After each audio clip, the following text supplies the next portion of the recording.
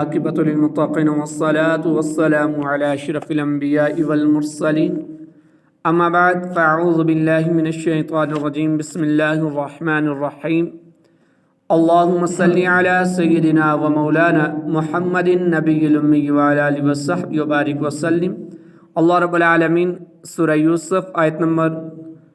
87 کے اندر ارشاد فرما رہا ہے، یا بنی اذهبوا فتحسسوا من یوسف و اخیہ ولا تیأسوا من روح اللہ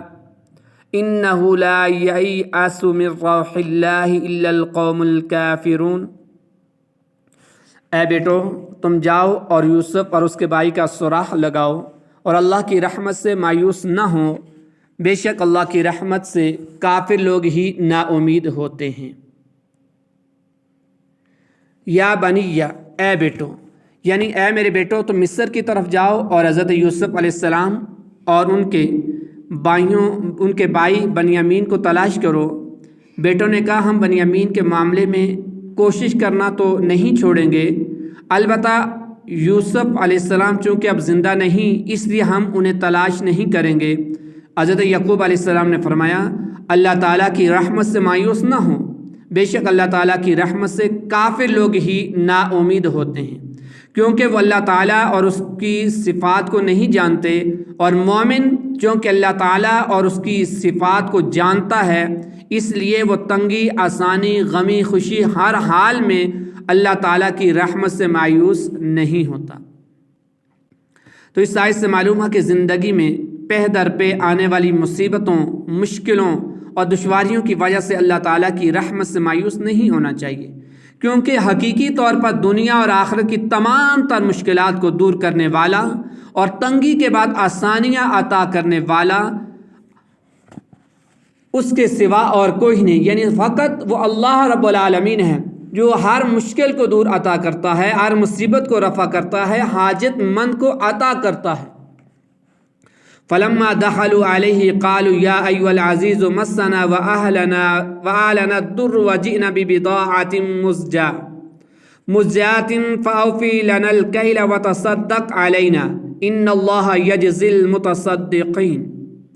پھر جب وہ یوسف کے پاس پہنچے تو کہنے لگے، اے عزیز، ہمیں اور ہمارے گھر والوں کو مصیبت پہنچی ہوئی ہے اور ہم حقیر سرمایہ لے کر آئے ہیں، تو آپ ہمیں پورا ناپ دیجئے اور ہم پر کچھ خیرات بھی کیجئے، بے شک اللہ خیرات دینے والوں کو صلہ دیتا ہے۔ فلما دخلوا علیہ، پھر جب وہ یوسف کے پاس پہنچے، حضرت یعقوب علیہ السلام کا حکم سن کر یوسف علیہ السلام کے بھائی پھر مصر کی طرف روانہ ہوئے۔ جب وہ مصر میں حضرت یوسف علیہ السلام کے پاس پہنچے تو کہنے لگے، اے عزیز، ہمیں اور ہمارے گھر والوں کو تنگی، بھوک کی سختی اور جسموں کے دبلا ہو جانے کی وجہ سے مصیبت پہنچی ہوئی ہے، تو ہم حقیر سرمایہ لے کر آئے ہیں جسے کوئی سوداگر اپنے مال کی قیمت میں قبول نہ کرے۔ وہ سرمایہ چند کھوٹے درم اور گھر کی اشیاء میں سے چند پرانی بوسیدہ چیزیں ہیں، آپ ہمیں پورا ناپ دیجئے جیسا کھورے دامنوں سے دیتے تھے، اور یہ ناقص پونجی قبول کر کے ہم پر کچھ خیرات کیجئے، بے شک اللہ خیرات دینے والوں کو صلہ دیتا ہے۔ قال هل علمتم ما فعلتم بیوسف واخیہ اذ انتم جاہلون۔ یوسف علیہ السلام نے فرمایا، کیا تمہیں معلوم ہے جو تم نے یوسف اور اس کے بھائی کے ساتھ کیا تھا جب تم نادان تھے؟ قال، یوسف علیہ السلام نے فرمایا۔ بھائیوں کا یہ حال سن کر حضرت یوسف علیہ السلام پر گریہ طاری ہو گیا۔ جب انہوں نے کہا کہ ہمارے گھروں میں مصیبتیں ہیں، فاقہ ہے، تو جب حضرت یوسف علیہ السلام نے اپنے بھائیوں سے یہ بات سنی تو ان پر گریہ طاری ہو گئی اور مبارک آنکھوں سے آنسو جاری ہو گئے، اور فرمایا، کیا حضرت یوسف علیہ السلام کو مارنا؟ یعنی اتنی پوری سٹوری کے بعد پھر حضرت یوسف علیہ السلام نے اپنا تعارف کروانا چاہا، کہا کہ حضرت یوسف علیہ السلام کو مارنا، کنویں میں گرانا، بیچنا، والد صاحب سے جدا کرنا، اور ان کے بعد ان کے بھائی کو تنگ رکھنا، یعنی بنیامین کو تنگ کرنا، پریشان کرنا، تمہیں یاد ہے؟ اور یہ فرماتے ہوئے حضرت یوسف علیہ السلام کو تبسم آ گیا، مسکرائے، اور انہوں نے آپ کے گوہر دان کا حسن دیکھ کر پہچانا کہ یہ تو جمال یوسفی کی شان ہے، اور جس وقت حضرت یوسف علیہ السلام نے یہ باتیں کہیں تو اس کے بعد جب مسکرائے تو ان کے بھائیوں نے جب یوسف علیہ السلام کے دانتوں کی طرف دیکھا، دندان مبارک کی طرف دیکھا، تو پہچان گئے کہ یہ جو حسین اور خوبصورت دانت یہ تو ہمارے بھائی کے ہیں۔ قالوا أئنك لأنت يوسف قال أنا يوسف وهذا أخي قد من الله علينا إنه من يتقي ويصبر فإن الله لا يضيع أجر المحسنين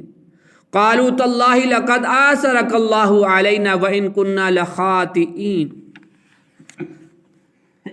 انہوں نے کہا کیا آپ واقعی آپ ہی یوسف ہیں؟ فرمایا میں ہی یوسف ہوں اور یہ میرا بھائی ہے۔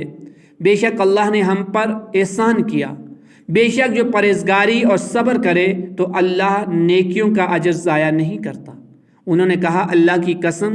بے شک اللہ نے آپ کو ہم پر فضیلت دی اور بے شک ہم خطا کار تھے۔ قالو انہوں نے کہا،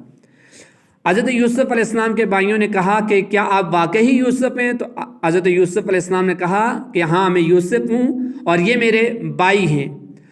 ہمیں جدائی کے بعد سلامتی کے ساتھ ملایا گیا اور دین و دنیا کی نعمتوں سے سرفراز فرمایا گیا۔ بے شک جو گناہوں سے بچے اور اللہ تعالیٰ کے فرائض کی بجا آوری کرے، اپنے نفس کو ہر اس بات یا عمل سے روک کر رکھے جس سے اللہ تعالیٰ نے اس پر حرام فرمایا، تو اللہ تعالیٰ اس کی نیکیوں کا ثواب اور اس کی اطاعت گزاریوں کی جزا ضائع نہیں کرتا۔ قالو انہوں نے کہا، یعنی حضرت یوسف علیہ السلام کے بھائیوں نے اپنی خطاؤں کا اعتراف کرتے ہوئے کہا خدا کی قسم بے شک اللہ تعالیٰ نے آپ علیہ السلام کو منتخب فرمایا اور آپ کو ہم پر علم، عقل، صبر، حلم اور بادشاہت میں فضیلت دی۔ بے شک ہم خطا کار تھے اور اسی کا نتیجہ ہے کہ اللہ تعالیٰ نے آپ کو عزت دی، بادشاہ بنایا اور ہمیں مسکین بنا کر آپ علیہ السلام کے سامنے لا کھڑا کر دیا۔ قال لا تصریب علیکم اليوم یغفر اللہ لکم وہو ارحم الراحمین۔ فرمایا آج تم پر کوئی ملامت نہیں، اللہ تمہیں معاف کرے اور وہ سب مہربانوں سے بڑھ کر مہربان ہے۔ حضرت یوسف علیہ السلام نے فرمایا آج اگرچہ ملامت کرنے کا دن ہے لیکن میری جانب سے تم پر آج اور آئندہ کوئی ملامت نہ ہوگی۔ پھر بھائیوں سے جو خطا سرزد ہوئی ان کے لیے بخشش کے لیے دعا کی اور اللہ تعالیٰ فرمایا کہ اللہ تعالیٰ تمہیں معاف کرے اور وہ سب مہربانوں سے بڑھ کر مہربان ہے۔ اذهبوا بقمیصی ھذا فالقوه علی وجہ ابی یأتی بصیرا واتونی بأہلکم اجمعین۔ میرا یہ کرتا لے جاؤ اور اسے میرے باپ کے منہ پر ڈال دینا، وہ دیکھنے والے ہو جائیں گے، اور اپنے سب گھر بھر کو میرے پاس لے آؤ۔ اذهبوا بقمیصی ھذا، میرا یہ کرتا لے جاؤ۔ جب تعارف ہو گیا تو حضرت یوسف علیہ السلام نے بھائیوں سے اپنے والد ماجد کا حال دریافت کیا کہ میرے والد کی طبیعت کیسی ہے، کیسے ہیں؟ تو انہوں نے کہا کہ آپ کی جدائی کے غم میں روتے روتے ان کی بینائی چلی گئی، یعنی ان کی بینائی بحال نہیں رہی۔ حضرت یوسف علیہ السلام نے فرمایا میرا یہ کرتا لے جاؤ، میرے والد ماجد نے تعویذ بنا کر میرے گلے میں ڈال دیا تھا اور اسے میرے باپ کے منہ پر ڈال دینا، وہ دیکھنے والے ہو جائیں گے، اور اپنے سب گھر بھر کو میرے پاس لے آؤ تاکہ جس طرح وہ میری موت کی خبر سن کر غمزدہ ہوئے اسی طرح میری بادشاہت کا نظارہ دیکھ کر خوش ہو جائیں۔ وَلَمَّا فَصَلَتِ الْعِيرُ قَالَ أَبُوهُمْ إِنِّي لَأَجِدُ رِيحَ يُوسُفَ لَوْلَا أَن تُفَنِّدُونَ قَالُوا تَاللَّهِ إِنَّكَ لَفِي ضَلَالِكَ الْقَدِيمِ۔ اور جب قافلہ وہاں سے جدا ہوا، یعنی ابھی مصر سے نکلا، تو ان کے باپ نے فرما دیا بے شک میں یوسف کی خوشبو پا رہا ہوں، اگر تم مجھے کم سمجھ نہ کہو۔ آزرین نے کہا اللہ کی قسم آپ اپنی اسی پرانی محبت میں گم ہیں۔ وَلَمَّا فَصَلَتِ الْعِيرُ، اور جب قافلہ وہاں سے جدا ہوا، یعنی جب قافلہ مصر کی سرزمین سے نکلا اور کنعان کی طرف روانہ ہوا تو پہلے سے ہی حضرت یعقوب علیہ السلام نے اپنے بیٹوں،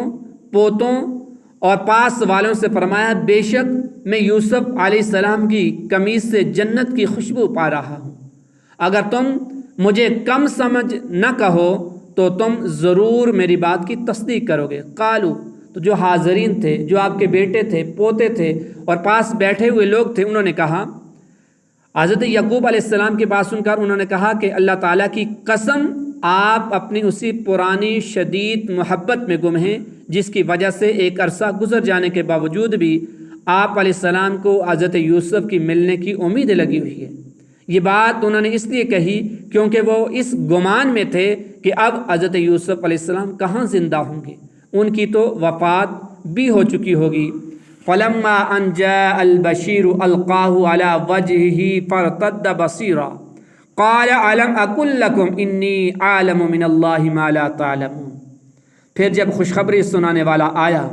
تو اس نے وہ کرتا یعقوب کے منہ پر ڈالا، اسی وقت وہ دیکھنے والے ہو گئے۔ یعقوب نے فرمایا، میں نے تم سے نہ کہا تھا کہ میں اللہ تعالیٰ کی طرف سے وہ بات جانتا ہوں جو تم نہیں جانتے۔ فلما ان جاء البشیر، پھر جب خوشخبری سنانے والا آیا، جب خوشخبری سنانے والا آیا تو اس نے حضرت یعقوب علیہ السلام کے چہرے پر وہ قمیض ڈالی، اسی وقت ان کی آنکھیں درست ہو گئی اور کمزوری کے بعد قوت اور غم کے بعد خوشی لوٹ آئی۔ پھر حضرت یعقوب علیہ السلام نے فرمایا، میں نے تم سے نہ کہا تھا کہ میں اللہ تعالیٰ کی طرف سے وہ بات جانتا ہوں جو تم نہیں جانتے، کہ حضرت یوسف علیہ السلام زندہ ہیں اور اللہ تعالیٰ ہمیں آپس میں ملا دے گا۔ اللہ رب العالمین یہاں ٹھہر کر دعا کرتے ہیں کہ رب العالمین جتنے بھی لوگ اپنے والدین سے بچھڑے ہیں، اپنے پیاروں سے بچھڑے ہیں، حضرت یوسف علیہ السلام کے توسل سے اللہ رب العالمین تمام بچھڑے ہوئوں کو آسانی کے ساتھ اپنے والدین کے ساتھ ملا دے، اور اس غم کو، ہر بچھڑے ہوئے انسان کے غم کو اللہ رب العالمین رفع فرمائے۔ اللہ ہمیں اس قرآن کو سمجھنے کی، اس قرآن سے استفادہ حاصل کرنے کی توفیق عطا فرمائے۔ وما علیہ الا